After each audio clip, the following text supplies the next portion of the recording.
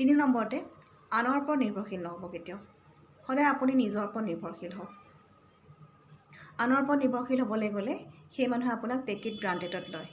তেতিয়া আপোনাক তেওঁ এভইড কৰি চলিবলৈ লয় 4 নম্বৰতে প্ৰয়োজনতকৈ মানুহক বেছি কেতিয়াও ৰেছপেক্ট নিদিব তেনে কৰিবলৈ গ'লে সেই মানুহে আপোনালৈ কি হ'ব জানেনে চলপোৱা কুকুৰৰ দৰে গললৈ জঁপিয়াব আৰু 5 নম্বৰটো হৈছে কেতিয়াও কাৰো ওপৰত বেছিকৈ আশা নকৰিব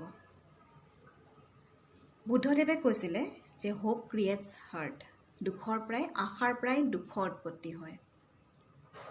পৃথিৱীখন দুখময় সঁচা কথা